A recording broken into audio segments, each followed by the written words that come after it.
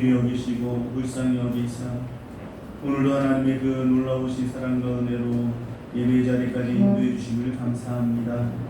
다시 한번 이 예배를 통하여서 하나님으로부터 멀어져 영혼의 병이 든 우리의 심령이 깨끗이 고침받는 귀한 역사가 일어날 수 있도록 인도하여 주옵소서. 모든 영광을 받아주시길 원하오며 예수님의 이름으로 기도하옵나이다. 아멘. 교독문 49번 교독하겠습니다. 하나님이여 내 마음을 정하였사오니 비파야 수금하게 지어다. 여호와여 내가 만민 중에서 주께 감사하고 주의 인자하심이 하늘보다 높으시며 하나님이여 주는 하늘 위에 높이 들리시며 주께서 사랑하시는 자들을 건지시기 위하여 우리에게 응답하사 오른손으로 구원하소서. 아멘.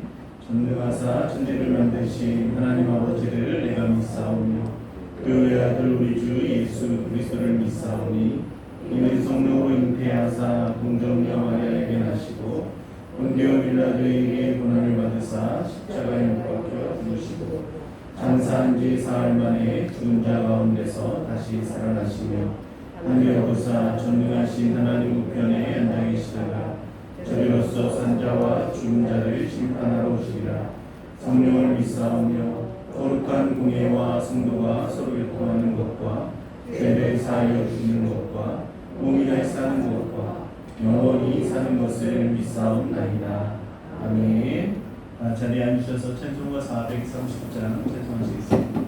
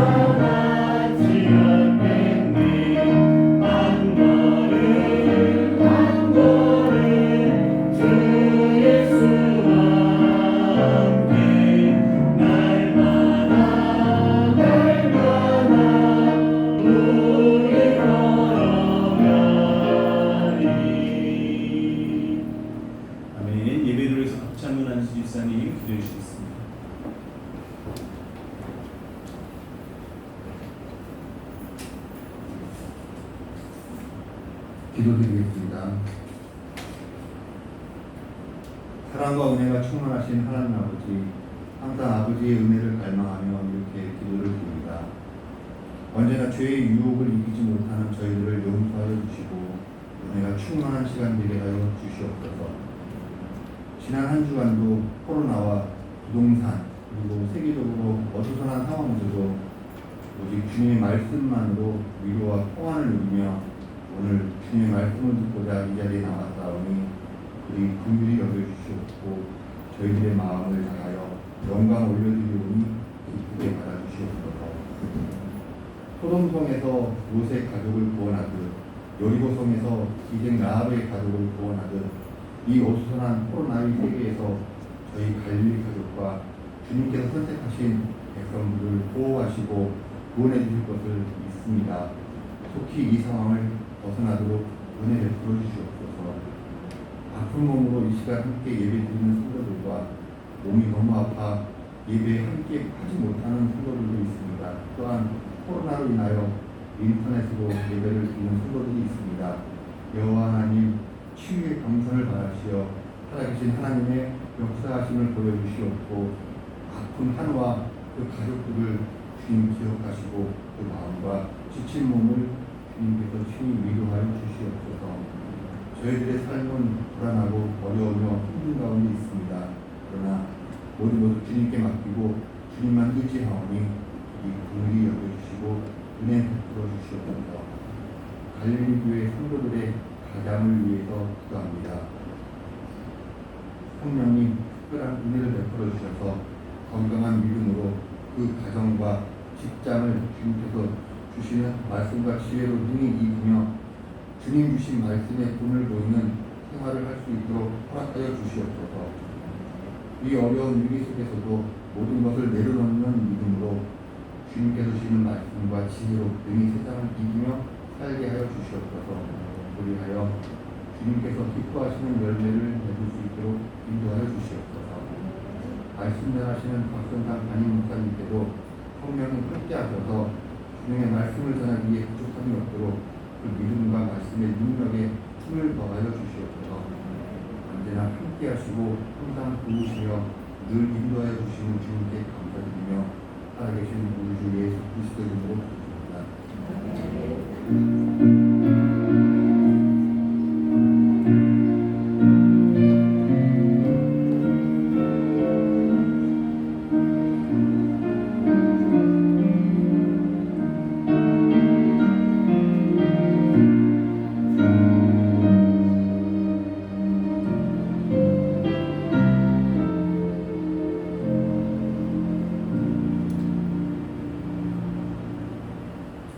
하나님 말씀 보겠습니다. 하나님 말씀은 사무엘상 3장 1절에서 10절까지 말씀입니다.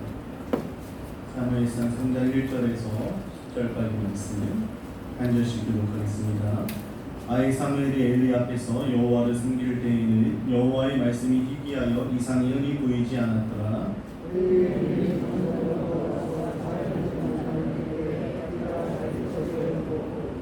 하나님의 등불은 아직 꺼지지 아니하였으며 사무엘은 하나님의 궤에 있는 여호와의 전환에 누웠더니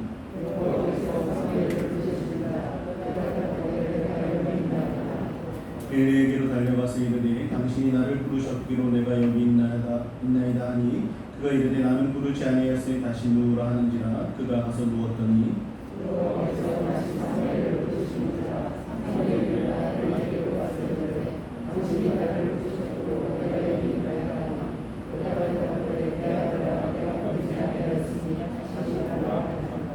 사무엘이 아는 여호와를 알지 못하고 여호와의 말씀도 아직 그에게 나타나지 아니한데라.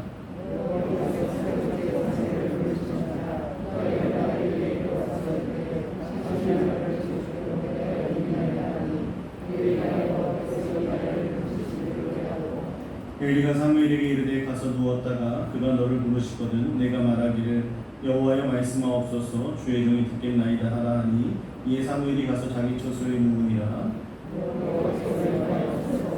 같이 사무엘아 사무엘아 부르시는지라. 사무엘이 이르되 말씀하옵소서 주의 종이 듣겠나이다 하니. 하나님 보원 찬송 하나님 돌려드리겠습니다.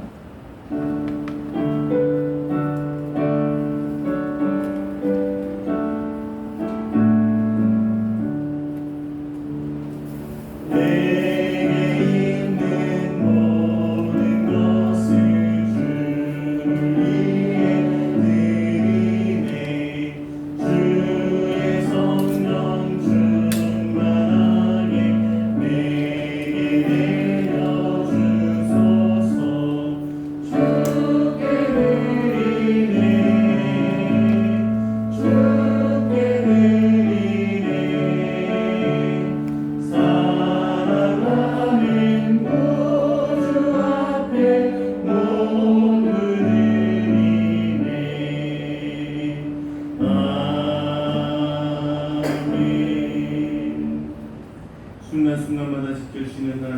감사합니다. 범사에 감사합니다. 기도하겠습니다. 사랑의 하나님 아버지 은혜를 감사합니다. 오늘도 우리를 다시 죄전으로 불러주시고 만나주시며 다시 한번 우리에게 하나님의 귀한 뜻을 깨달을 수 있는 시간을 허락해 주심을 감사합니다. 하나님 날마다 우리 입술에서 주님을 기뻐하며 감사할 수 있는 그런 찬양의 소리들이 넘쳐날 수 있도록 인도하여 주옵소서.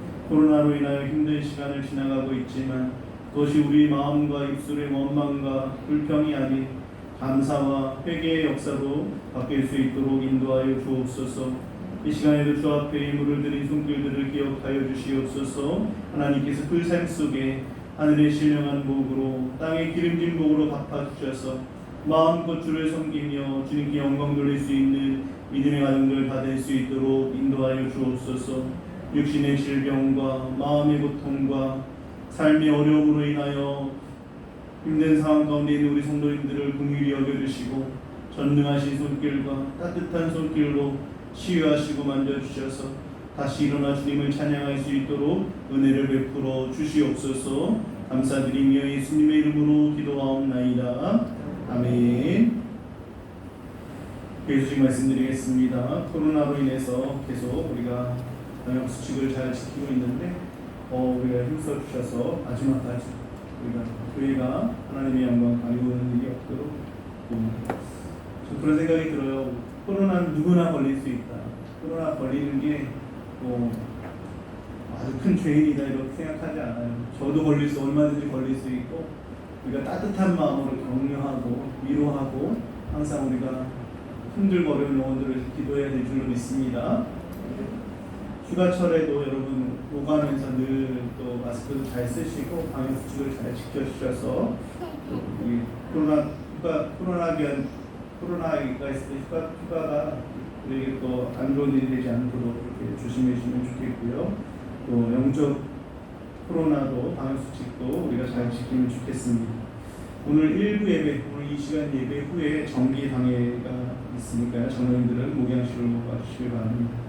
우리 서경도 안수 집사님께서 어저께 발목이 삐끗하셔가지고 병원에 갔는데 중화뼈 쪽이 골절이 되셨대요. 그래서 많이 지금 부어 있는데 오늘 중으로 붓기가 빠지면 아마 내일 수술을 할 것 같다라고 이렇게 말씀합니다. 여러분들 기도해 주셔서 또 빨리 회복되고 주 앞에 예배 드릴 수 있도록 해주시면 좋겠습니다.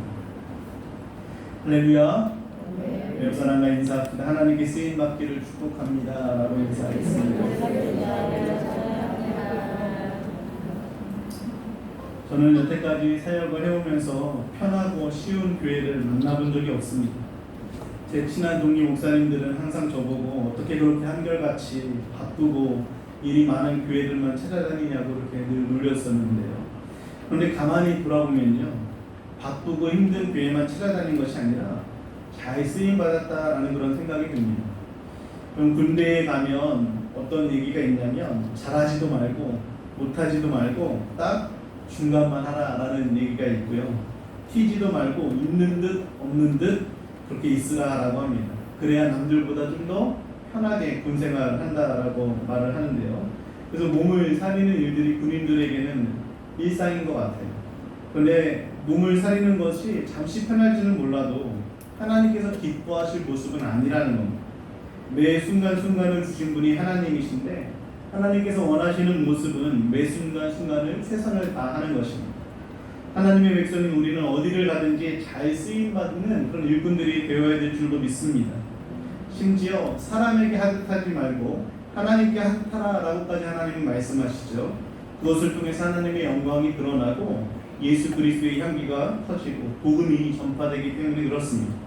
사랑하는 성도님들, 쓰임받는 것을 하나님 앞에 헌신하는 것을 두려워하지 않고 여러분에게 맡겨진 자리와 위치에서 힘을 다해 섬김으로 말미암아서 하나님과 사람들에게 칭찬받는 일꾼들이 되시기를 주님의 이름으로 축원합니다.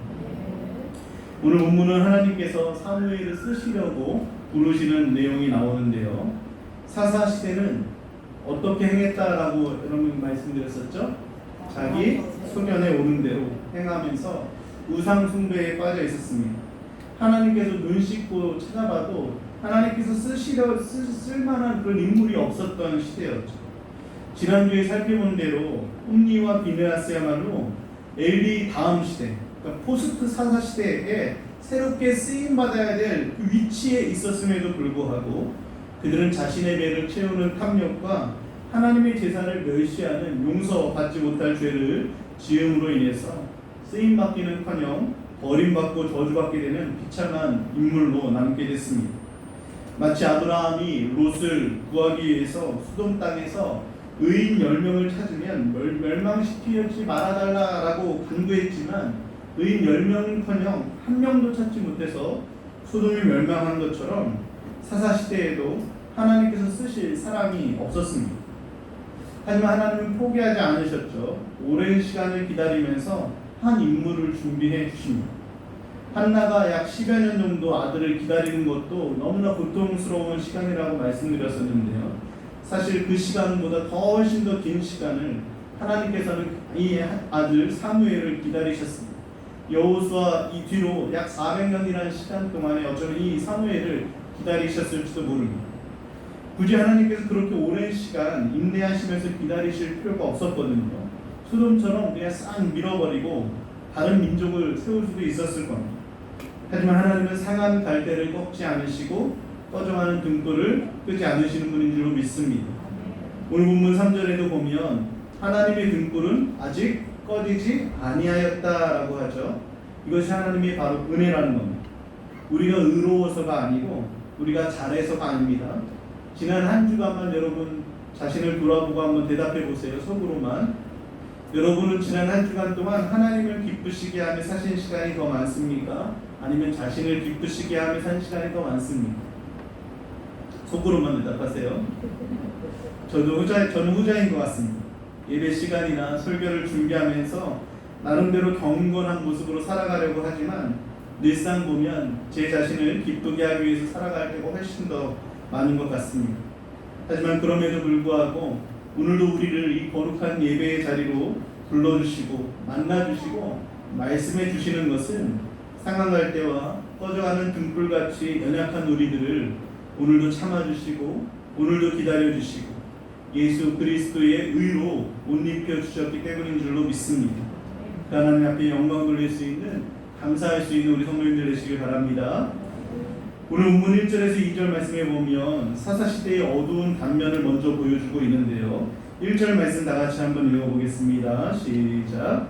아이 사무엘이 엘리 앞에서 여호와를 섬길 때에는 여호와의 말씀이 희귀하여 이상이 흔히 보이지 않았더라. 엘리가 제사장으로 있던 때에는 하나님의 말씀이 어떻게 했다고 말합니까? 희귀했다. 이상이 흔히 보이지 않았다라고 합니다. 그 당시에 하나님은 늘 말씀과 이상을 통해서 메시지를 전달하셨습니다. 오늘 본문에도 보면 이 말씀이라는 단어가 히브리어로 다바르라는 단어인데요. 3장에만 이 다바르라는 단어가 명사 형태로 8번, 동사 형태로 5번이나 사용되고 있습니다. 하나님은 늘 말씀하시는 것을 좋아하십니다. 천지를 창조하실 때도 뭘로 하셨죠? 말씀으로 하셨죠. 성자 예수 그리스도는 말씀이 육신이 되어 이 땅에 오셨습니다. 요한복음 16장 13절 말씀에 보면 성령님은 진리의 성령이 오시면 그가 너희를 모든 진리 가운데로 말씀 가운데로 인도하신다라고 말씀하고 있습니다. 삼위일체 하나님은 말씀하시는 하나님이십니다. 그런데 사사시대는요, 그런 말씀하시는 하나님임에도 불구하고 하나님의 말씀이 희귀할 정도였다라고 합니다. 희귀하다라는 이 단어가 히브리어로 야카르라는 단어인데요. 이 단어는 귀중하다라는 뜻이 있습니다. 그러니까 값비싼 보물을 찾기가 어렵듯이 이 당시에 하나님의 말씀을 찾기가 매우 힘들었다는 것을 바로 희귀하다라는 단어로 보여주는 것이죠. 말씀이 희귀했다는 것은요, 그 시대가 타락했다는 증거이고 불행 그 자체의 시대였다라고 말할 수 있습니다. 이 당시 사람들도 율법은 잘 알고 있었습니다. 제사와 예식을 율법에 맞춰서 드리기도 했습니다. 하지만 하나님의 말씀이 들리지 않았고 보이지 않게 된 것이죠. 여러분, 요즘에는 말씀이 희귀합니까? 흔합니까? 말씀이 흔하지 않습니까? 그렇죠? 그런데 겉으로 볼 때는 말씀이 차고 넘치는 것 같지만 속으로는 말씀이 없는 기갈에 빠진 시대라고 할 수 있을 겁니다. TV로, 인터넷으로, 또 스마트폰으로, 유튜브를 통해서 또 수많은 예배를 통해서 말씀을 듣고 있지만 그 말씀이 과연 우리 영혼의 뜻하는 갈증을 해결해주고 있는지 우리는 다시 한번 우리 자신을 돌아볼 수 있어야 됩니다. 우리 아모스 8장 11절 말씀 함께 읽어볼까요? 시작. 주 여호와의 말씀이니라. 보라, 날이 이를지나 내가 기근을 땅에 보내리니 양식이 없어 주림이 아니며 물이 없어 바람이 아니요 여호와의 말씀을 듣지 못한 기갈. 여기 보면 여호와의 말씀이 없는 기갈이라고 하지 않고요, 여호와의 말씀을 듣지 못한 기갈이라고 말합니다. 들을 귀가 없던 것이죠. 며칠 전 뉴스에 보니까 중국 후베이성에 홍수로 재난을 입은 사람들이 길게 줄을 서서 통에다가 물을 받아 먹는 그런 모습이 나왔는데요. 만년에 한 번 오는 홍수도 막을 수 있다고 했던 그 산사댐이 그 산사댐마저도 거의 차고 찰 정도로 다 찰 정도로 그렇게 홍수가 왔습니다. 물이 많아졌습니다. 그런데 그렇게 물이 많아졌음에도 불구하고 마실 물이 없어서 그 하나의 수도꼭지에 수백 명의 사람들이 줄을 서서 그 물을 받고 있는 모습처럼 말씀의 홍수 같은 이 우리의 시대 속에서도 말씀을 듣지 못하는 그런 기갈이 우리에게 있지는 않은지 우리 자신 한번 돌아볼 수 있어야 됩니다. 요즘 시대에 과연 하나님의 말씀이 내 귀에 들리고 있는지 그저 그냥 성령 지식으로만 늘려서 머리가 커지지는 않았는지 우리 스스로를 돌아보면서 주여 말씀하옵소서 종이 듣겠나이다라는 이 사무엘의 고백으로 하나님의 말씀을 대할 수 있는 우리 성도님들 되시기를 주님의 이름으로 축원합니다. 이전에 보면 엘리의 눈이 점점 어두워가서 잘 보지 못했다라고 하죠. 이것은 그저 육신의 눈만을 의미하는 것은 아닙니다. 물론 엘리는 그 당시 90세가 넘은 노인이었기 때문에 육신의 눈이 안 보이는 것은 이상한 일이 아닐 겁니다. 하지만 성경 저자가 이것을 통해서 엘리와 그 시대 사람들의 그 영적인 눈이 어두워졌음을 이렇게 보여주고 있는 것이죠. 하나님의 일하심도, 하나님의 말씀도, 하나님의 뜻도 볼 수가 없는, 분별할 수 없는 그런 타락한 시대였음을 보여주는 것입니다. 하나님은 그런 어두운 시대 가운데서 등불을 끄지 않고 그 빛으로 새롭게 세상을 비추기 위해서 쓰임받을 수 있는 인물을 준비하시는데 그 인물이 바로 사무엘입니다. 왜 하나님은 수많은 사람들 중에서 사무엘을 부르셨는지 오늘 살펴보면서 우리 또한 부름받고 쓰임받는 하나님의 일꾼들 되시길 바랍니다. 첫 번째로 하나님은 깨어 기도하는 자를 부르십니다. 3절 말씀에 보면 하나님의 등불은 아직 꺼지지 아니하였다라고 하죠. 하나님의 등불은 감람나무 열매에서 짜낸 그 순결한 기름으로 성소 안을 밝히는 등불입니다. 저녁부터 시작해서 아침까지 절대로 이 불을 꺼뜨려서는 안 됐습니다. 그래서 하나님은 저녁부터 아침까지 아론의 후손 곧 제사장들로 하여금 기름을 준비해서 등불이 꺼지지 않도록 계속 기름을 공급하게 했습니다. 원래 이 일은 엘리와 홈리와 비느하스가 했어야 될 일이거든요. 하지만 그들은 하나님의 제사를 멸시하고 하나님도 멸시하는 자들이라서 자신들의 직무만으로도 내팽개쳐 버린 겁니다. 성소의 빛이 꺼지지 않게 하기 위해서 어린 사무엘이 밤마다 성소에 와서 지키면서 기름을 부음으로 말미암아 이스라엘을 밝히던 성소의 등불이 꺼지지 않았던 것입니다. 성경에서 이 등불은 성도의 기도를 상징합니다. 하나님께서 성소의 등불을 꺼뜨리지 말라라고 영원한 규례로 주신 것은 성도들이 기도의 불을 꺼뜨려서는 절대로 안 됨을 보여주는 상징인 것입니다. 구약시대 때 성소의 등불은 제사장들이 게으르거나 자기 역할을 잘 못할 때 꺼지게 됐고요. 외부의 적이 공격해 왔을 때 꺼지기도 했습니다. 마찬가지로 교회의 기도의 등불이 꺼지게 되는 것은요, 목회자와 성도들이 기도에 게으르거나 기도의 역할을 잘 못할 때 꺼질 수밖에 없는 것입니다. 하나님은 엘리의 눈이 어두워져서 잘 보지 못한다라고 할 때 이미 그 안에 기도의 불이 꺼진 상태임을 보여주고 있는 것이죠. 영안이 어두워진 것입니다. 반대로 사무엘은 여호와의 전에서 매일 밤마다 그 등불을 꺼뜨리지 않기 위해서 깨어서 그 자리를 지키면서 어머니 한나라부터 배웠던 그 기도를 떠올리며 하나님께 기도하는 시간들을 그 밤새 내내 보냈을 것이라는 것을 우리가 상상하는 것이 어렵지 않은 일입니다. 어려서부터 기도의 자리를 지키면서 기도의 불을 끄지 않았던 이 사무엘은요, 그의 사역 속에서 늘 기도를 강조하는 모습을 볼 수 있습니다. 사무엘상 7장 7절 말씀 우리 함께 읽어보겠습니다. 시작. 사무엘이 이르되 온 이스라엘은 미스바로 모이라. 내가 너희를 위하여 여호와께 기도하리. 자신뿐만 아니라 이스라엘 모든 백성들을 위해서 늘 기도하는 사람이었습니다. 심지어 사무엘이 노년에 다윗 왕을 세우고 물러나면서도 이렇게 고백합니다. 사무엘상 12장 23절 말씀 함께 읽어볼게요. 시작. 결단코 범하지 않는다. 기도로 시작해서 기도로 마친 인물이 바로 사무엘입니다. 사랑하는 성도님들, 하나님은 지금도 이 어두운 시대를 밝히고 하나님의 등불을 비출 기도의 사람을 찾고 계십니다.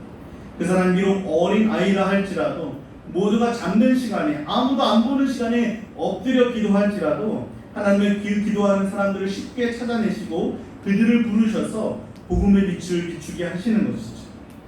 요즘 오륜교회에서 운영하는 영훈고등학교라고 있는데 거기 학생들이 엎드림 기도회를 한다라고 하더라고요. 우리의 몸은 엎드리지만 그 기도의 엎드림을 통해서 우리의 드림, 꿈은 업된다 그래서 엎드림이라고 표현하는 것 같아요.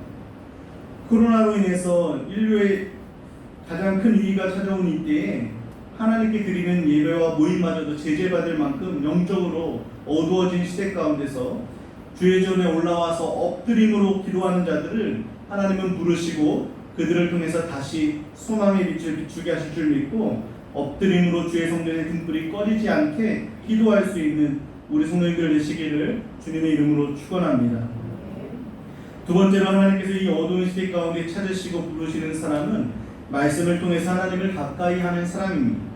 3절 말씀에 보면 사무엘은 하나님의 궤에 있는 여호와의 전 안에 누웠다라고 하죠. 이것과 대조해서 2절 끝에 보면 엘리는 자기 처소에 누웠다라고 표현하고 있습니다. 물론 사무엘이 홈리와 비느하스에게 밀려서 온갖 허드렛 일을 하고 지금 심지어 성소의 등불을 밝히는 일까지도 맡았기 때문에 여호와의 전에 누워 있는 것이지만 성경 저자는요 그 누운 곳을 통해서 엘리와 사무엘을 대조해주고 있다는 것이죠. 그런데 사무엘이 여호와의 전에 누웠다라고 표현하기 전에 여호와의 전을 묘사하는 것이 있는데 그것이 무엇이냐면 하나님의 궤에 있는 곳이다라고 말씀합니다. 원래 하나님의 궤가 있는 곳은 지성소 아니거든요. 그 안에는 누구만 들어갈 수 있습니까? 그렇죠. 대제사장만 들어갈 수 있어요. 사무엘은 아직 어려서 들어갈 수 없는 곳입니다.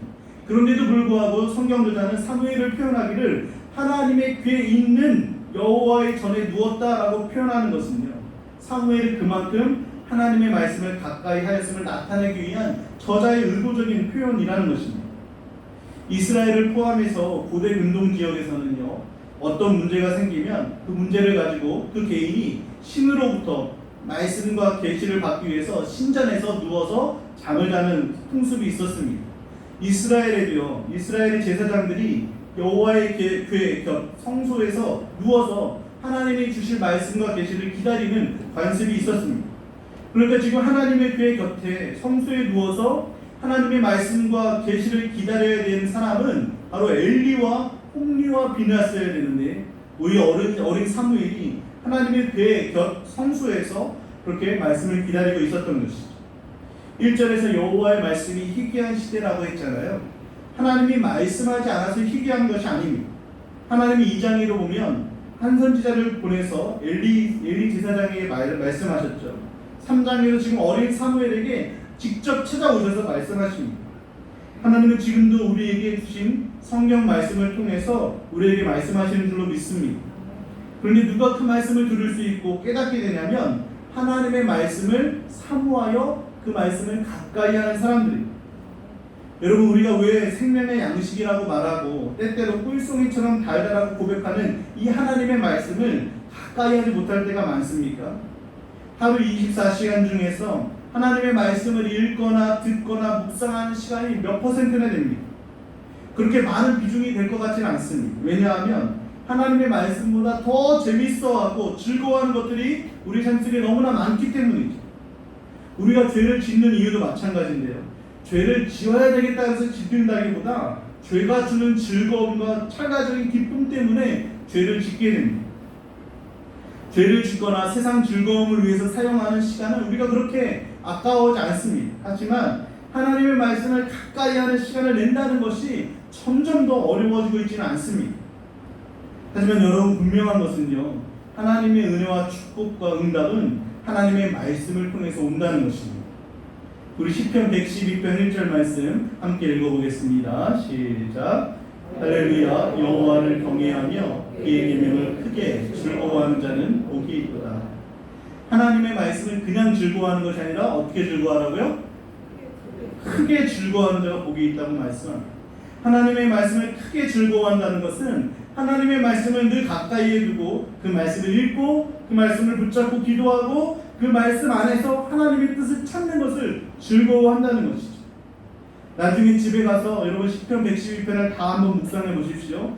말씀을 가까이 하며 말씀을 크게 즐거워하는 자들에게 주시는 복이 시편 112편에 잘 기록되어 있습니다. 하루의 다른 시간보다 하나님의 말씀을 가까이 하는 시간을 낸다는 것이 쉽지 않습니다. 하지만 아무리 시간이 걸리고 힘들어도 항상 우리 영혼 속에 하나님의 말씀을 새기는 작업을 우리는 늘 할 수 있어야 됩니다. 소중하게 여길 수 있어야 됩니다. 시편 37편 31절 말씀 우리 한번 읽어보겠습니다. 시작. 그의 마음에는 하나님의 법이 있으니 그의 걸음은 실족함이 없으리로다. 할렐루야. 그 영혼 속에 하나님의 말씀을 새긴 사람들은 어둠 속을 걸어갈 때도 그 말씀이 등불이 되어주는 것이죠. 우리의 심령에 새겨진 하나님의 말씀은 우리의 인생의 바닥까지 내려갔던 우리도 다시 일어서게 하는 능력이 있고요. 그 말씀은 큰 슬픔을 당해도 기뻐할 수 있는 능력이 되고요. 이 말씀은 불가능을 뚫고 나가게 하는 힘이 되고요. 큰 질병 가운데서도 우리를 치료하는 능력이 됩니다. 심지어 말씀은 상한 갈대와 꺼져가는 등불처럼 소망 없는 곳에도 산소망을 주는 힘이 되는 것입니다. 말씀은 시험과 유혹의 죄를 싸워서 이길 수 있는 힘이 되는 것이죠. 성악가 신영옥 씨가 있는데 여러분 잘 아시죠? 모르시나요? 성악가 신영옥 씨가 유명한 분인데 무명 시절에 단역을 맡으면서도 모든 악장에 있는 역할들을 다 늘 연습하면서 외웠다고 합니다. 그런데 하루는 주연이었던 홍혜경 씨가 몸이 아파서 나오지 못해서 급하게 대역을 찾을 사람이 없었는데 평소에 열심히 모든 역할들을 준비했던 이 신영옥 씨가 나가서 주연 역할을 함으로 인해서 그때부터 알려지기 시작하면서 지금 이렇게 유명해졌다라고 합니다. 여러분 우리가 평소에 차곡차곡 늘 읽었던 그 성경 말씀들이요. 내가 폭풍의 때를 만났을 때 번뜩이는 지혜와 말할 수 없는 격려를 우리에게 줄 줄로 믿습니다. 매일매일 큐티하는 것이 너무나 중요합니다. 오늘 나에게 주시는 하나님의 음성을 무슨 말소리 같은 신비로운 음성으로 꿈으로만 들으려고 하지 말고요. 큐티 말씀을 통해서 오늘도 나를 향하신 하나님의 음성을 듣고 그 말씀을 내 삶 속에 적용하는 시간들이 쌓이고 쌓이게 됩니다. 엘리야 선지자가 경험했던 것처럼 바람과 지진과 불과 같은 걸로 우리에게 보여주지 않으셔도 세미한 음성이 성경 말씀을 통해서 선명하게 우리 귀에 들려지게 될 줄로 믿습니다. 엘리의 눈이 어두워져서 잘 보이지 않았던 것은 그가 기도하지 않았기 때문이기도 하지만 또 한 가지 하나님의 말씀이 희귀해서 이제는 아예 하나님의 말씀을 듣기를 포기하고 말씀을 가까이 하지 않음으로 인해서 영안이 어두워지게 된 것입니다. 반대로 모세는요. 신명기 34장 7절 말씀 우리 앞에 나오면 다 같이 읽어볼게요. 시작. 모세가 죽을 때 나이 120세였으나 그의 눈이 흐리지 아니하였고 기력이 쇠하지 아니하였다. 모세는 120세였음에도 불구하고 그 눈이 어떻게 됐다고 말합니까? 흐리지 않았다. 이렇게 표현하는 것은 시력을 의미하는 것일 수도 있지만 그의 영안이 여전히 열려 있었음을 보여주는 것입니다. 하나님은 누구나 부르시지만 아무나 부르시지는 않습니다. 하나님은 특별히 하나님을 가까이 하는 자들을 가까이 하십니다. 야고보서 4장 8절 말씀에 보면 하나님을 가까이 하라 그리하면 너희를 가까이 하신다라고 말씀합니다. A.W. 토조 목사님은 하나님과 가까이 하면 할수록 우리는 하나님의 형상으로 닮아가게 된다라고 말씀했습니다. 우리의 신앙이 병드는 것은 언제 병드냐면 하나님이 내게서부터 멀게 느껴지는 그 순간부터 신앙의 병이 찾아온다라는 것입니다.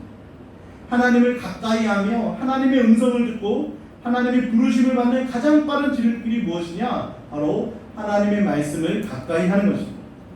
말씀을 읽다가 큐티하다가 설교 말씀을 듣다가 여러분 마음에 주시는 그 위로와 기쁨을 여러분 늘 경험하고 있습니까? 아무리 힘들고 어려워도 저와 여러분의 영혼에 새겨진 그 하나님의 말씀은 모든 불가능과 고난을 뚫고 나가게 하는 능력이 있다는 것을 믿고 하나님 앞에 말씀을 통해서 가까이 할 수 있는 우리 성도님들 되시기를 주님의 이름으로 축원합니다. 세 번째로 하나님의 부르심을 받는 사람은 바로 작은 일에도 순종하고 충성하는 사람입니다. 사무엘이 지금 여호와의 성소 안에 있는 것은 자신이 할 일이 아님에도 불구하고 자신에게 맡겨지지 않은 일까지 최선을 다해서 감당하고 있는 것이죠. 하나님의 부르심을 받는 이 시간은 모두가 다 깊이 잠든 새벽이었습니다. 밤새 성전을 지키면서 하나님의 등불이 꺼지지 않도록 매일같이 충성했고요. 낮에는 그럼 계속해서 잠만 잤을까요? 이제 낮에 또 허드렛 일까지 다 감당하면서 성실하게 자기에게 맡겨진 일들을 최선을 다해서 감당했을 겁니다. 놀라운 것은요, 어떻게 보면 사무엘이 자신이 받는 이 대우가 부당하다고 생각할 수도 있었을 겁니다. 이거는 제사장이 하는 일인데 나는 나이도 어리고 아직 제사장도 아닌데 자기들 하기 싫다고 이 힘든 일을 나한테만 시키나라고 하면서 불평하기가 쉬웠을 것입니다. 하지만 성경 속에 비춰진 사무엘은요, 그 입술에서 원망이나 불평을 한 번도 찾아볼 수가 없다는 것이죠. 오늘 본문도 보세요. 우리 4절 말씀 나같이 한번 읽어볼까요? 시작. 여호와께서 사무엘을 부르시는지라 그가 대답하되 내가 여기 있나이다. 하나님께서 사무엘을 부르시는데 사무엘이 뭐라고 대답합니까? 내가 여기 있나이다.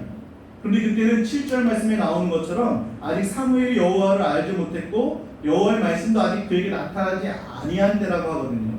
이것은 진짜로 사무엘이 여호와를 알지 못했다는 것이 아니라 아직 말씀을 통해서 하나님과 깊이 만나는 체험을 하지 못했다는 것을 이렇게 표현하고 있는 겁니다. 그래서 지금 하나님이 부르시는데 사무엘은 자신을 누가 부른 걸로 착각합니까? 엘리 지사장이, 그것도 3번이나 5절과 6절과 8절에서 자신을 부르는 소리를 듣자마자 누구에게로 달려갑니까? 엘리에게로 달려가서 뭐라고 말하냐면 나를 부르셨기로 내가 어디 있다고요? 여기 있다. 깊은 새벽 시간이었습니다. 속으로 불렀을 때 사무엘아 사무엘아 불렀을 때 한밤중에 또 뭘 시키려고 이 밤중에 부르나라는 그 불평의 마음이 생기지 않았을까요? 그것도 한 번 갔을 때 아니라고 그냥 가서 누우라고 했다면 그 다음번에 들릴 때도 잘못한 거겠지, 잘못 부른 거겠지 그러면서 그냥 자버릴 수도 있었을 겁니다. 그런데 그 3번이나 그 부름에 머뭇머뭇하지 않고요, 바로 곧장 일어서서 내가 여기 있나이다 라고 하면 즉각적으로 순종하고 있다는 것이죠. 여러분 회사에서 그 오너나 또는 상사가 한밤중에 새벽에 전화해서 나오라고 하면 할렐루야 아멘 하면서 갈까요? 아니면 짜증을 낼까요? 아예 전화를 받지도 않을 수도 있을 겁니다. 하지만 사무엘은 한밤중에도 흐트러짐 없이 그 스승의 부르심이라고 생각하고 한 걸음에 달려가는 것이죠.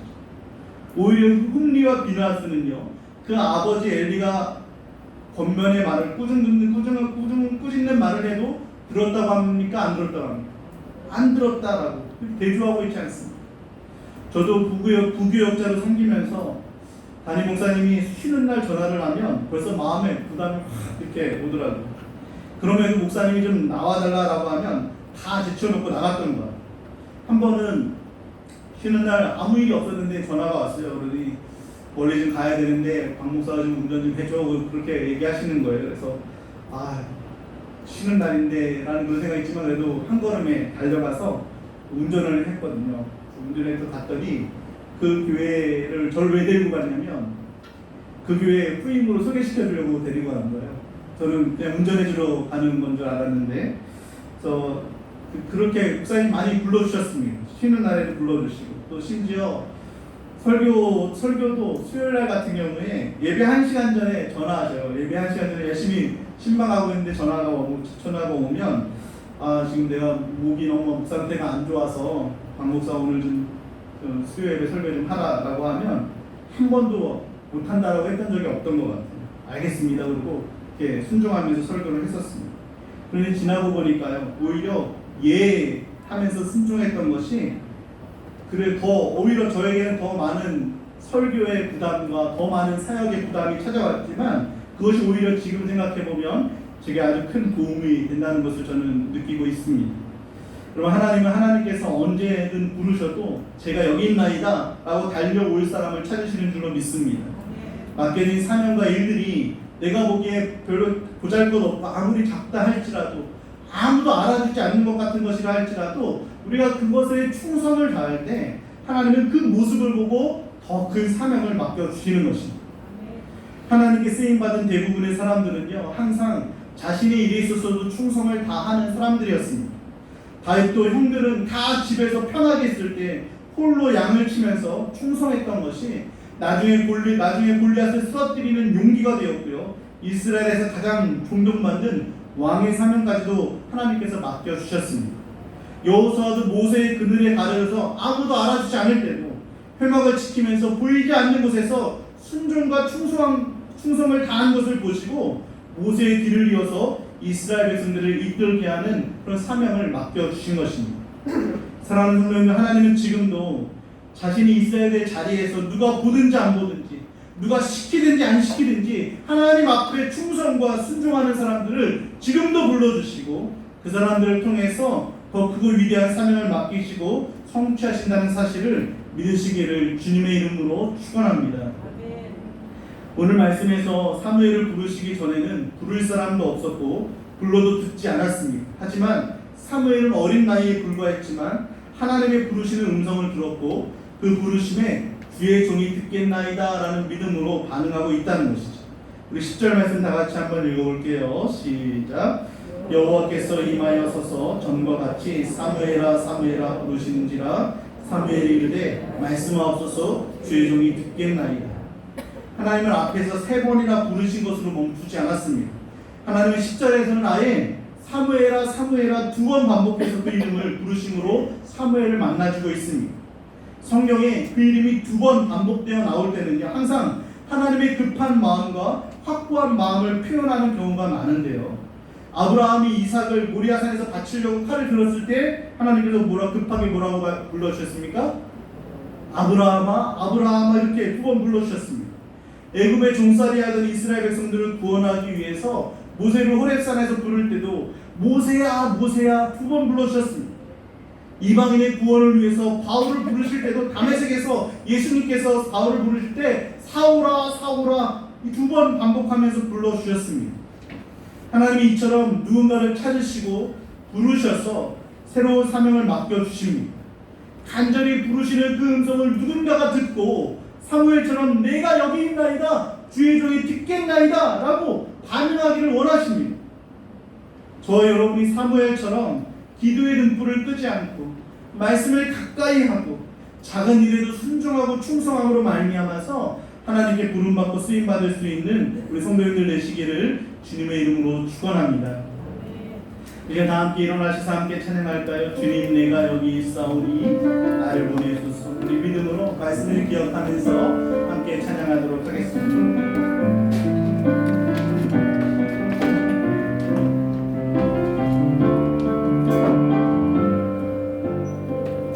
주님 내가 여기 있사오니 주님 내가 여기 있사오니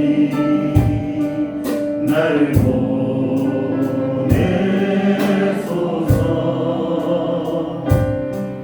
나의 몸 주께 드리오니 주 받으옵소서. 주님 내가 여기 나를 써주소서.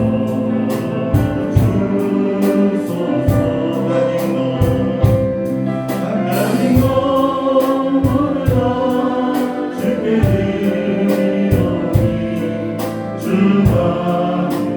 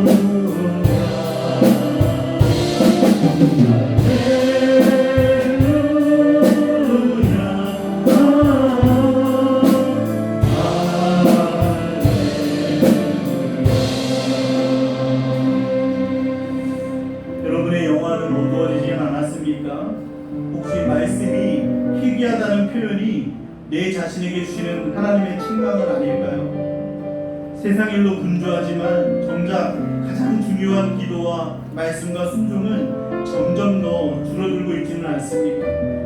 하나님의 이 어두운 시대 가운데서도 하나님의 등불을 끄지 않으시고 다시 환하게 비추실 사람을 찾고 계십니다.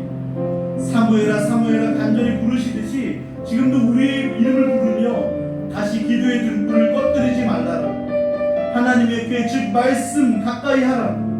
언제든지 주님이 부르실 때 내가 여기 있나이다 달려갈 수 있는 믿음이 되라고 우리를 오늘도 불러주십니다.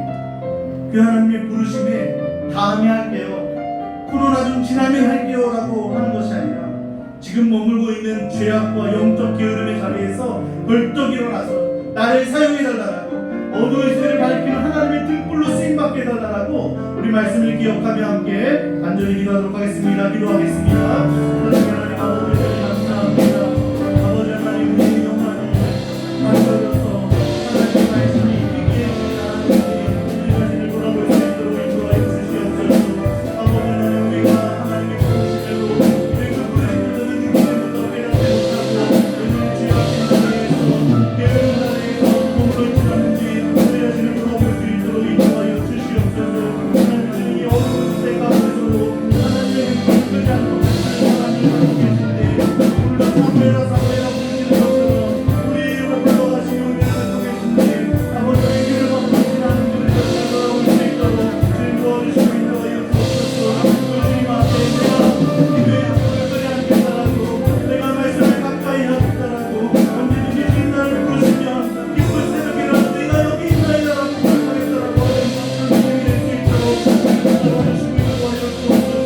아버지 어두운 시대 가운데 우리 하나님의 밝은 빛으로 등불로 사용하여 주셔서 우리를 통해 충만한 영혼의 힘을 거둘 수 있는 축복의 통로가 될 수 있도록 우리를 사용하여 주시고 인도하여 주시옵소서.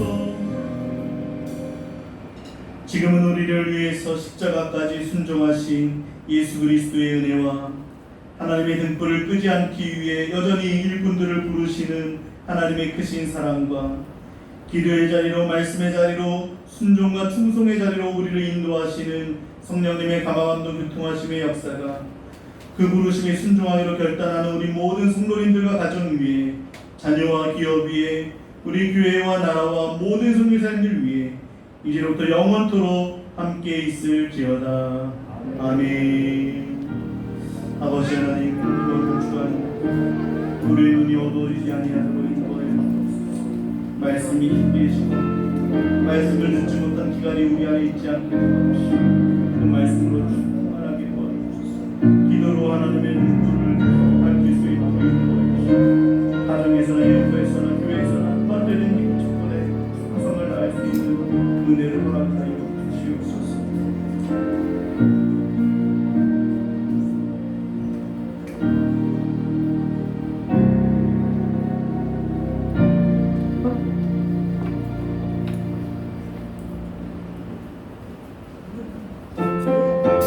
여러분 박수 주시겠습니다.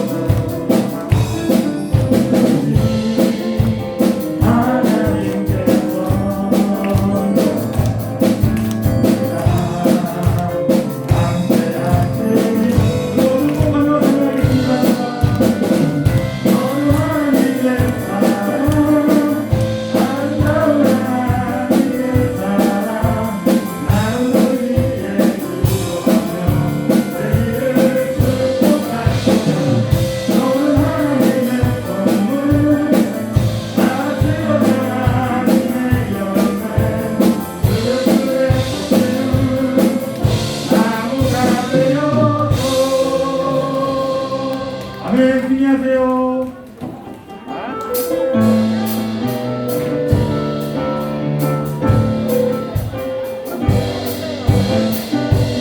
신령이